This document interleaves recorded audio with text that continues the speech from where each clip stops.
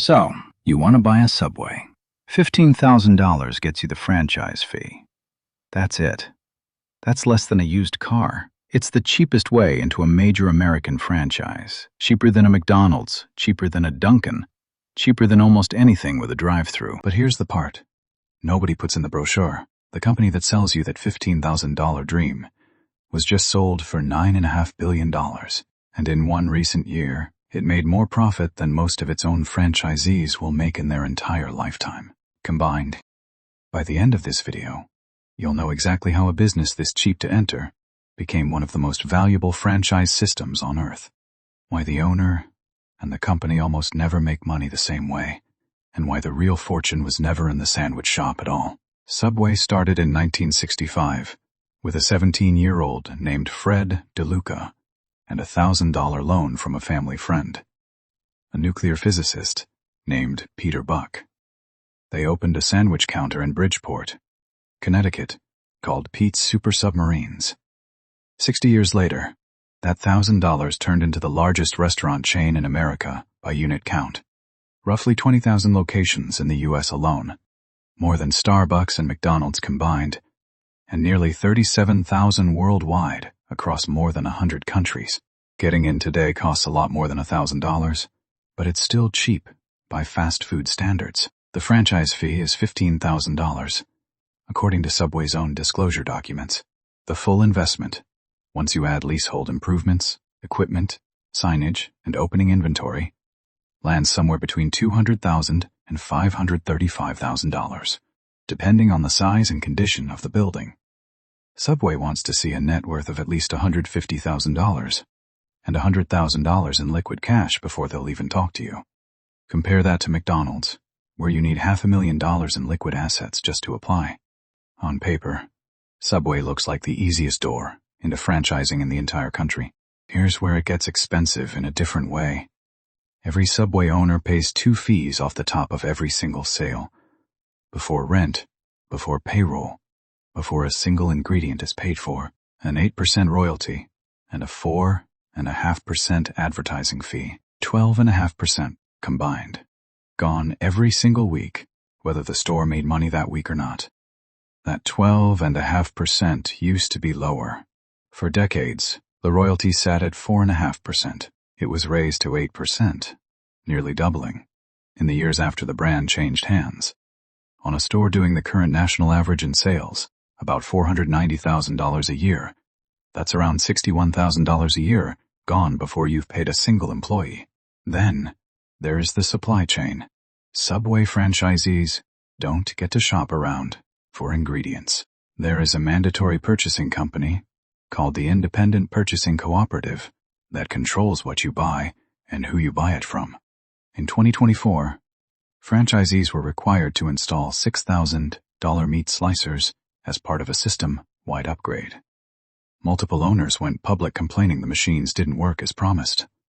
You don't get a vote. You signed a 20-year agreement, and the corporate side changes suppliers, equipment, and requirements as it sees fit. Subway's own disclosure paperwork lists around 80 active lawsuits between the company and its franchisees at any given time. That's not a rounding error.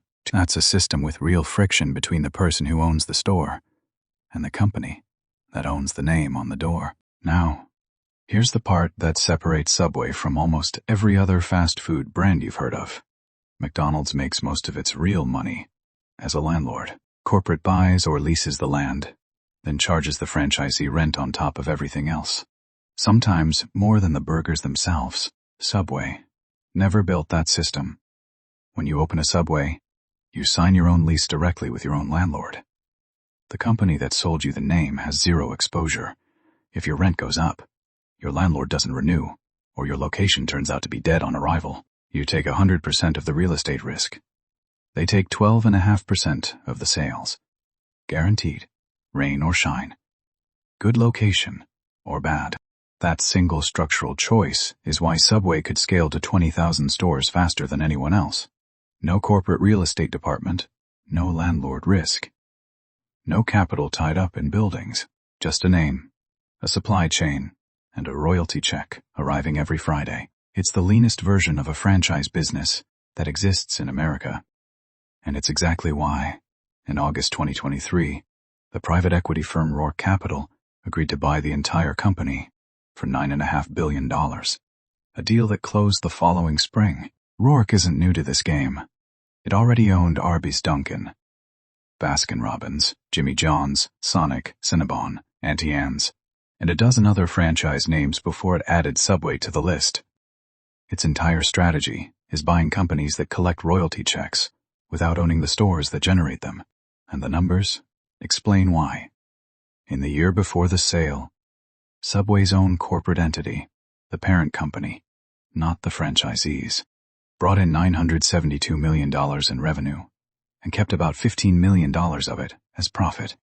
2 years later, under Roark, revenue actually fell to $925 million, and net income went from $15 million to $689 million.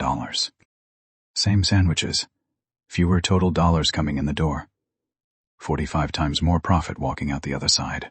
How does a company make less revenue and vastly more profit? It stops spending. Roark brought the regional sales and support teams in-house, instead of paying outside development agents a cut of every royalty dollar. It leaned harder on vendor rebates, meaning it makes more money on the ingredients and equipment it requires franchisees to buy through that same purchasing cooperative. Royalty revenue, collected from franchisees, actually dropped 10% over that stretch. It didn't matter. The company had already restructured itself to make money in more places than just the royalty check. Some of that restructuring was funded with debt, close to $5.7 billion in new borrowing tied directly to the company's future royalty income. Subway, the corporation, now owes billions of dollars against sandwiches that haven't been made yet. Here's the number that matters if you're the one actually running the store.